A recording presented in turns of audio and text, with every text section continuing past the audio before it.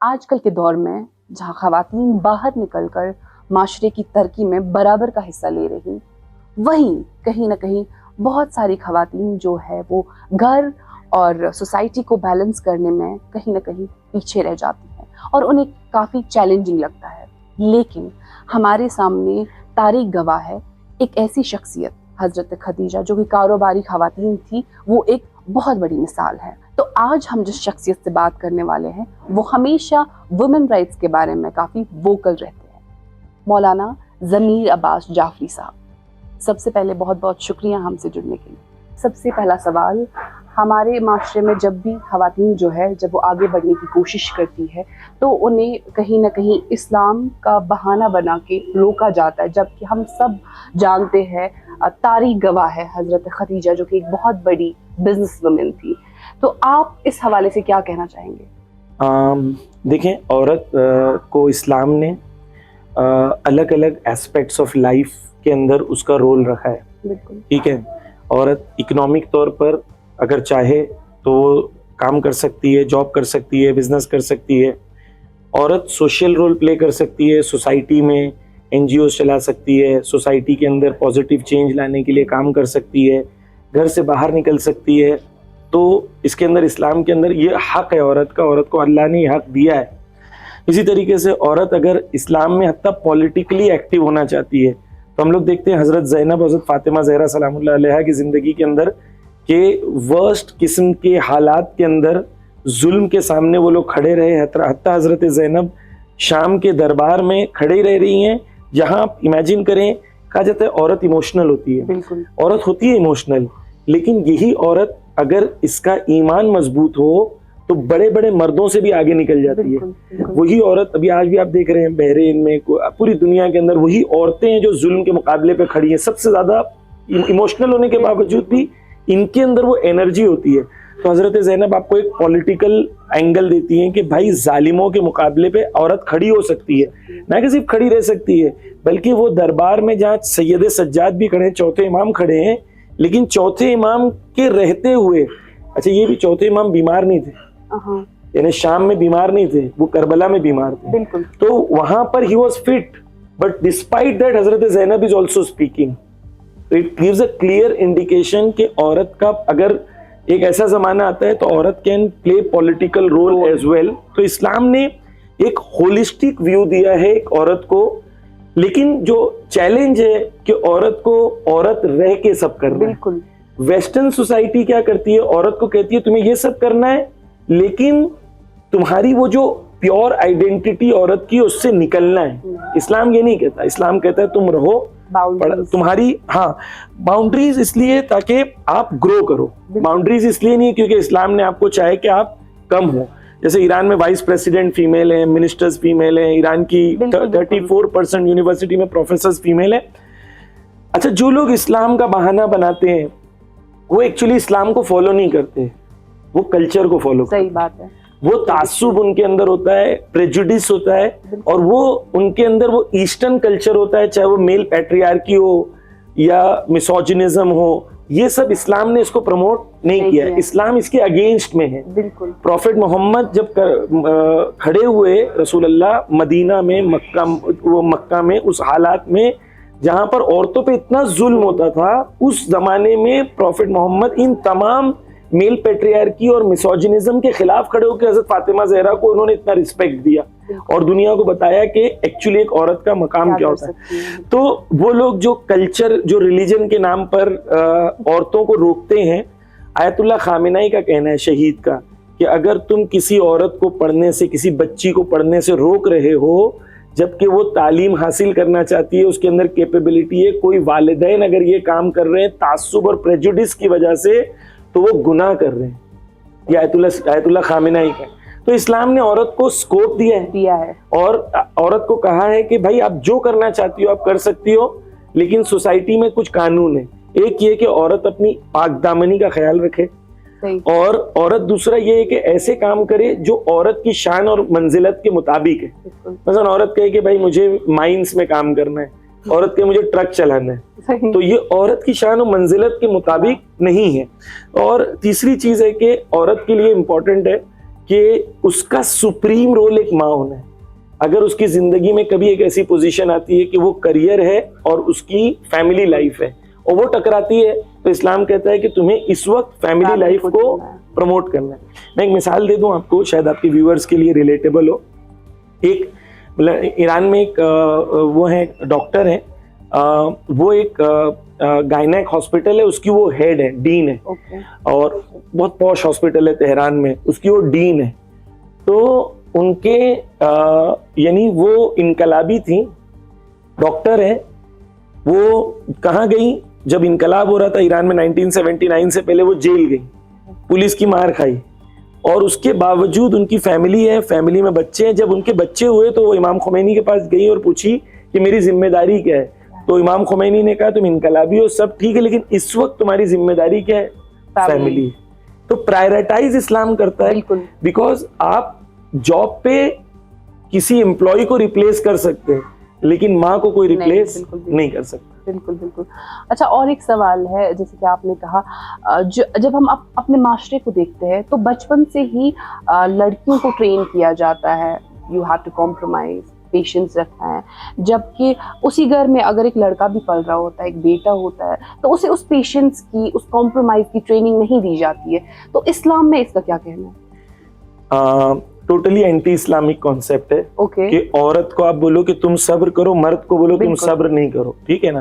تو خدا نے کوئی قرآن میں کہا ان اللہ مع الصابرین, لیکن خدا نے کہا ہے کہ یہ آیت صرف عورتوں کے لیے. اچھا, یہ کہا ہے خدا نے, خدا کہتا ہے اللہ صبر کرنے والوں کے ساتھ ہے. تو صبر اور صرف عورتوں کے لیے تو نہیں ہے نا, یہ مردوں کے لیے بھی ہے. تو اگر اللہ صبر کرنے والوں کے ساتھ ہے اور صرف عورتیں صبر کریں گی, تو اللہ کو بول دینا چاہیے تھا بھائی میں صرف عورتوں کے لیے کہہ رہا ہوں, نہیں, اللہ سب کے لیے کہہ رہا ہے.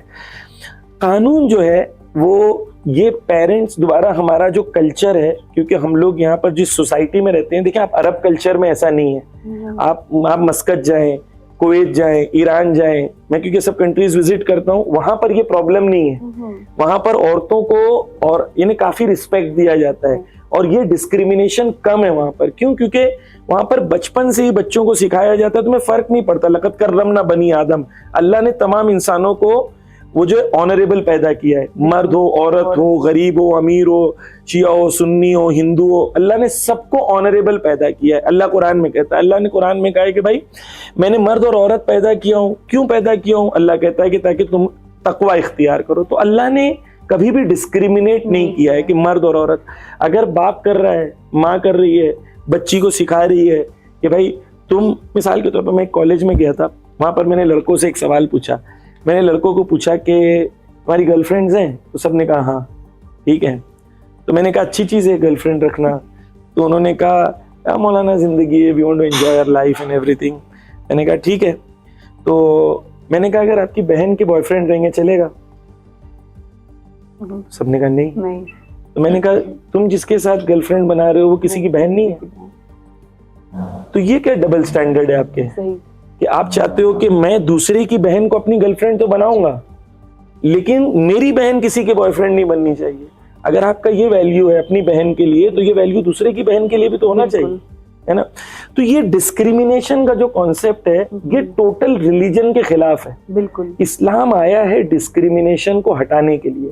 چاہے کاسٹ سسٹم ہو آپ کے کلچر میں, اب مجھے کل پرسوں بتایا گیا, پتہ نہیں کتنا صحیح, آپ کریکٹ کریے گا مجھے, مثلا یہاں پر جو دار ہے وہ ایک اونچی فیملی سے ہے, اور جو شیخ ہے وہ ایک نیچی فیملی سے ہے, یہ اس سے شادی نہیں کرے گا, وہ اس سے شادی نہیں کرے گا.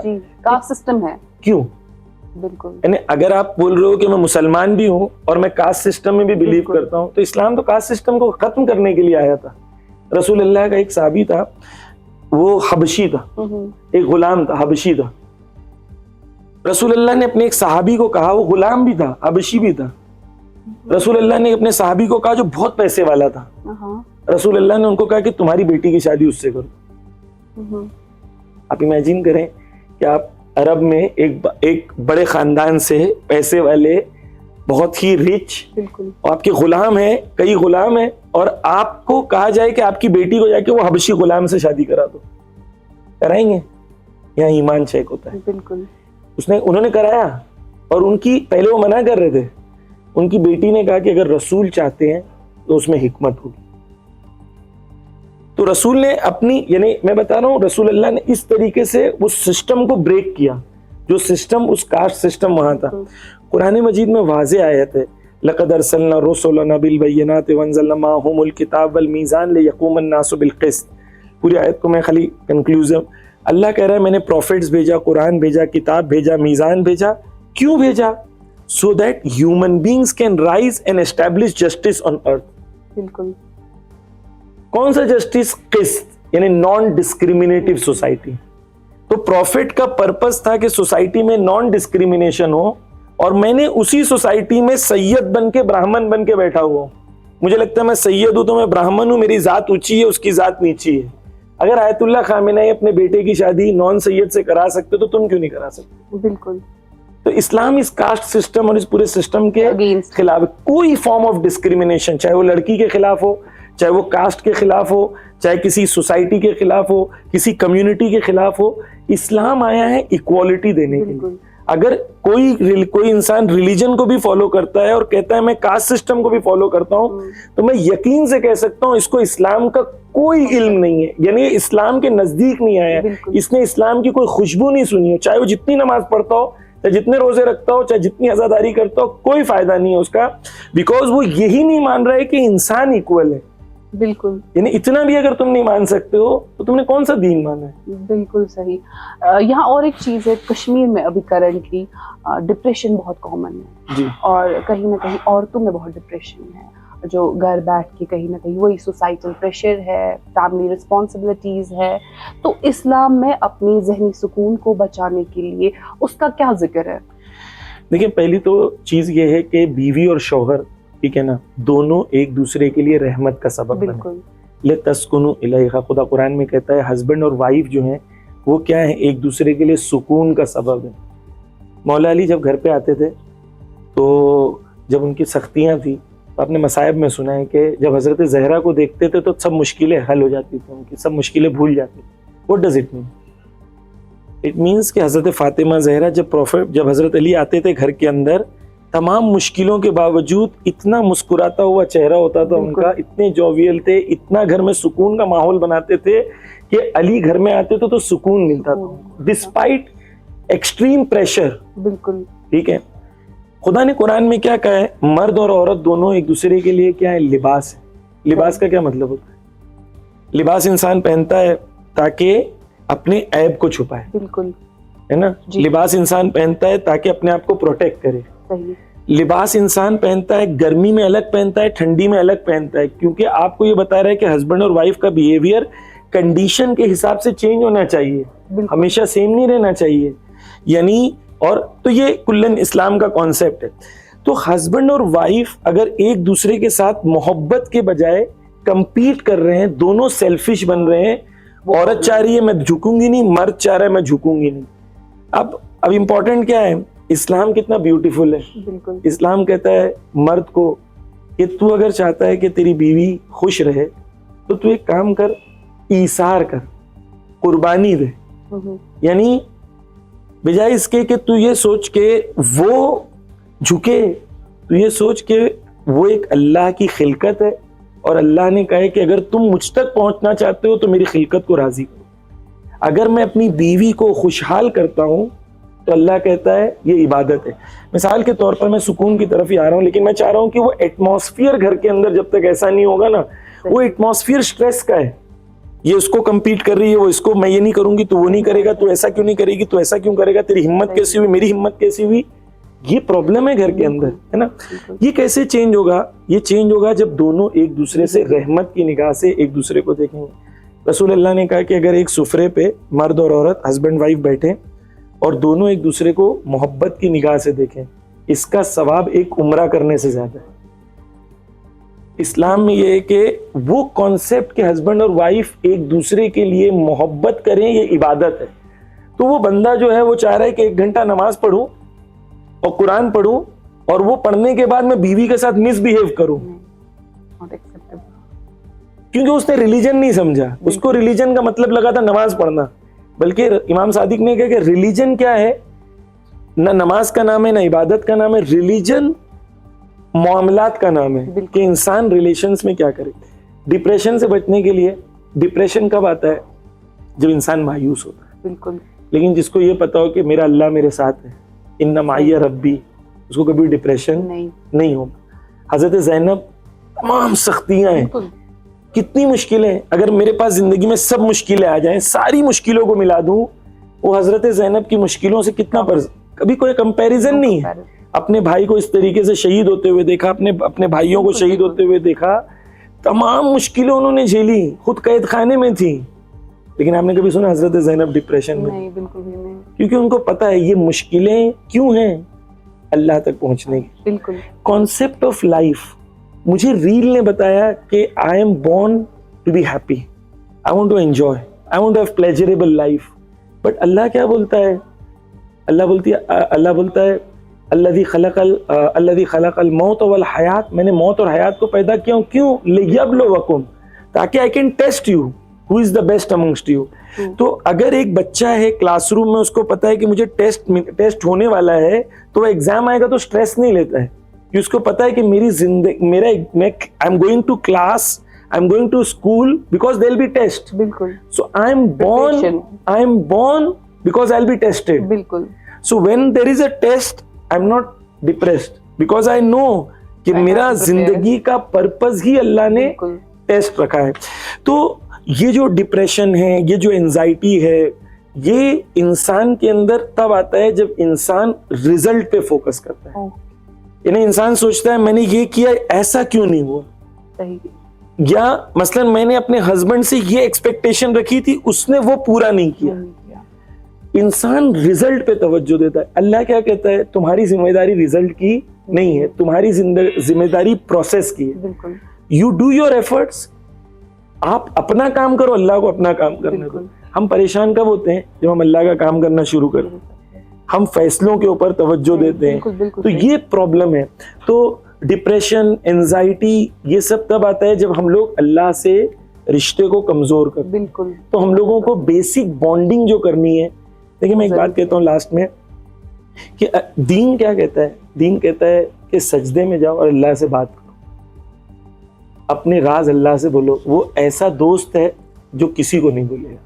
واو, such a beautiful concept. یعنی آپ کسی بھی دوست سے اپنی دل کی بات بولیں, وہ کسی اور کو بول سکتا ہے, اور اکثر لوگ کر ہی دیتے ہیں. ٹھیک ہے, آپ ان پہ ٹرسٹ کرتے ہیں, وہ ہر ایک کو یہی بول کے بولتا ہے کہ کسی کو نہیں بولنا, لیکن یہ سائیکل آگے چلتا ہے. آپ سجدے میں جائیں, اللہ سے بات کریں. حتیٰ ہمارے یہاں احکام میں ہے کہ آپ قنوت میں بھی اپنی زبان میں دعا مانگ سکتے. بالکل. اللہ نے آپ کو سکھایا ہے کہ بات کرو اللہ سے, اپنے دل کے راز کو اللہ سے بیان کرو, اس کو دوست بناؤ, اس سے اپنے دل کے راز کو بیان کرو, گفتگو کرو. اگر آپ کو ایک ایسا دوست مل جائے جو بہت طاقتور ہو, بالکل, اور وہ ہر وقت آپ کے ساتھ ہو, اور وہ آپ کی دل کی بات سنتا ہو, صحیح, اگر ایسا دوست مل جائے اور آپ اپنے دل کی بات اس کو کہہ سکتے ہو, اور آپ ویسے ہلکے ہو سکتے ہیں, تو وہ آپ کے لیے ایک بیسٹ ریمیڈی ہے, because you have got a best friend, got اللہ سبحانہ. آخر میں آپ کی میسج, آپ کشمیر آئے, کیسا لگا, اور ہمارے کشمیری لوگوں کے لیے کوئی میسج؟ میں نے کشمیر میں جو رہبر معظم جب کشمیر آئے تھے اور واپس گئے تھے, تو رہبر معظم نے تہران میں ایک خطبہ دیا تھا. اس میں کہا تھا کہ کشمیر میں وہی اللہ اکبر بولا جاتا ہے جو تہران میں بولا جاتا ہے. کشمیر میں وہی انقلاب ہے جو تہران کے اندر انقلاب ہے. یہ رہبر جب کشمیر آئے تھے تب جا کے انہوں نے کہا تھا کہ لوگوں میں وہی انقلابی جذبہ ہے جو تہران میں انقلابی جذبہ ہے. تو ڈیفینیٹلی اس بات کو تو میں نے بھی وٹنس کیا, اور آپ بھی وٹنس کریں گے. لیکن کشمیر کے اندر ڈپریشن کو لے کے, لیٹ میرجز کو لے کے, اور شادیوں میں ایکسپینسو خرچے کو لے کے, ٹھیک ہے, اور یہ سب ریزن ہے. عورت کی جو لائف سٹائل ہے اس کی یہاں پر, اس سے جو ایکسپیکٹیشنز ہیں, وہ اسلام اور وہ رہبر کا ویژن, جو رہبر چاہتے تھے کہ ایک آئیڈیل اسلامک سوسائٹی بنے. محبت تو ہے, لیکن ابھی اس سے ہم بہت فاصلے پہ ہیں کہ ہم لوگ سٹیپس اس پہ کراس کریں کہ ہم لوگ ایک ایسی آئیڈیل سوسائٹی بنائیں جو رہبر آرکیٹیکٹ بن کے ایک سوسائٹی کو کنسٹرکٹ کرنا چاہتے ہیں, جہاں پر علم ہو, تقویٰ ہو, شادی جلدی ہو, لوگ زندگی سکون سے گزاریں, محبت ہو, رحمت ہو. وہ ایک آئیڈیل سوسائٹی کو ہم چاہتے ہیں کہ وہ انشاءاللہ ہم لوگ کشمیری اور کشمیری مسلمان جو مل کے انشاءاللہ اس کو فارم کریں. اور ہماری دعائیں آپ کے ساتھ ہیں. بہت بہت اور الحمدللہ اللہ نے آپ کو اتنی خوبصورت وادی دی ہے, اتنا خوبصورت سما اور منظر دیا ہے, یہ بھی دیکھیں اور اللہ کو یاد کریں, اللہ کی نشانیوں کو دیکھیں. بہت بہت شکریہ. جزاک اللہ, مولا آپ کو سلامت رکھے.